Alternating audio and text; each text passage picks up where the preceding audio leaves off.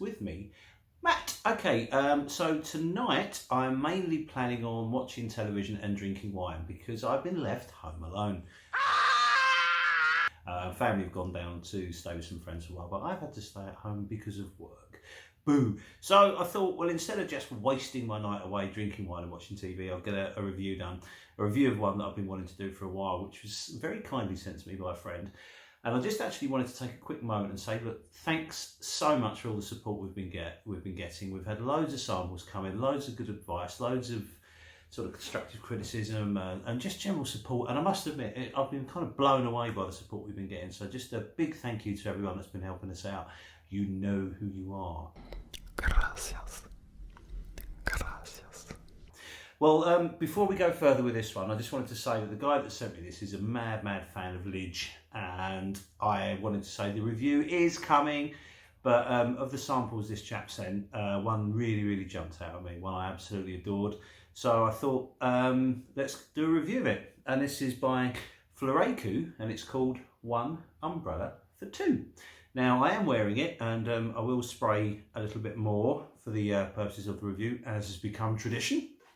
So let's just talk a little bit about it. Floraïku are an offshoot, basically, from Memo Paris, and the nose behind this one. I'm meeting with some stiff language resistance, so I'm going to have to mangle some more French words, so I do apologise. And the nose behind this one is Ayanor Massenet. I think that might even be the correct pronunciation. Legend within the community, legend within the industry rather. Worked with Armand Bassi, with Chloe, with Chopard, with Davidoff, with Estee Lauder, with Armani. She actually did Jazz Club for Martin Margiela.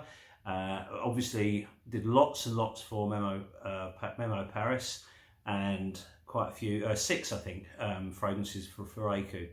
Now there are 5 ranges of fragrances that Floraïku have released, and this one is one of 4, and it comes from the Secret Teas and Spices. And what they've done is they've got sort of these fragrances, very minimal note listings, so it's almost coming into sort of a Gaultieri territory, although they're not, saying no notes at all. They've listed 3 notes, and that's a blackcurrant, a tea, and a cedar. So at the top you have a blackcurrant, and in the mid you have tea, and at the base you have cedar. So what you get is a really interesting fragrance to start off with anyway. It's a sweet, almost, it's like a light gourmand. I wouldn't say it's a full gourmand. It's not heavy. It's, well, let's have a spray, and then we'll talk about it. Okay. So straight away, the first thing you get from this is a real sweet note. It's quite lovely, actually. It really is sweet.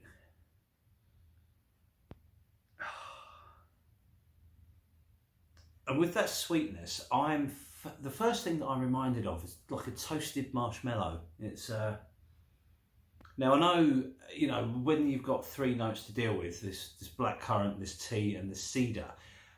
I'm not an expert on tea by any means. I drink some green tea and I have some matcha, but making up matcha is quite a process. So I rather just use a green tea bag, and this smells nothing like that. So I'm assuming this is some kind of special tea or some really intricate and weird sort of collector's tea. I'm not entirely sure. Doesn't smell anything like the tea that I'm used to, but that doesn't mean anything because I'm no expert on tea whatsoever. But I get, some people have said it's like cookies or a bakery or something like that, and I kind of, I can see that. I can certainly pick up on it. But to me, it's like a toasted marshmallow with jam, with a blackcurrant jam, and it's quite a syrupy, thick, sweet, heavy jam. But funnily enough, the blackcurrant is quite thick, and it is quite syrupy, and it is quite heavy, but the actual overall fragrance isn't heavy at all. It's very light. It's really quite nice. And obviously you have the cedar base, which again is, the sweeter notes are built on. There's more than just 3 notes in this. There has to be, because it has almost like a creamy vanilla-y sort of edge, maybe some vanilla in there, maybe some tonka bean. I'm not entirely sure, to be honest, but the overall, the construction of the fragrance is very pleasant.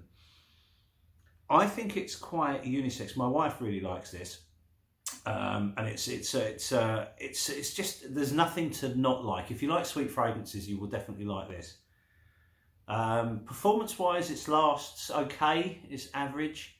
I don't think it's particularly long lasting. I wore it yesterday, and I wore it yesterday evening when I came home from work, and by the time I went to bed it had pretty much gone. So it's not a massive performer at all, and it's very, very soft. It's sort of, you're in a kind of a very small scent bubble when you wear this. It doesn't charge out. I think if people were in close to you, they would be able to smell you for sure, but it doesn't project massively, and it doesn't really do a lot either. That's the other, my only not my only criticism with it. It smells lovely, it opens really nicely, and you think it's going to develop into something quite amazing, but it doesn't really do that. It gives you a lovely opening, and then the opening sort of fades and it kind of becomes quite linear. There's not a great deal of change going on. There's nothing amazingly sort of radical from start to finish. It just sort of softens off and softens off and softens off, and then it kind of disappears. But it's really, really pleasant. I like this a lot. I think the other thing that's got to be worth mentioning is the presentation of the bottle. We'll get a picture up so you can see it. Is really, really pretty. It's a beautiful looking bottle, and I love the idea. You know, this inspiration of sort of Japanese culture and tradition. The culture and the traditions of Japan are very interesting, and I think to sort of Westerners like myself, it's almost a bit sort of mysterious, I suppose. And the idea of taking influences from that and making a range of scents, I think, is a great idea, especially when they smell like this. Because this. Don't get me wrong, I'm not bashing the fragrance at all. It smells lovely. It's no one's not going to like this. There's nothing to dislike. It's just a little bit linear, a little bit unexciting, and I just think maybe more could have been done with this, because I think when you spray it to start off with, you think you're in for a treat. There's that toasted marshmallowy smell, there's a sort of a jammy blackcurrant, which is nice, and then slowly the wood sort of reveals itself in a little bit of time, but nothing radical, no major changes or anything like that. So it's certainly worth exploring. The other thing that I haven't mentioned yet, which I'm going to have to mention, is I would never in a million years buy this. It's really, really expensive. And for a fragrance that's lasted on me sort of around 4.5, 5 hours, I just couldn't do it. I think it's for me. I just could not do it.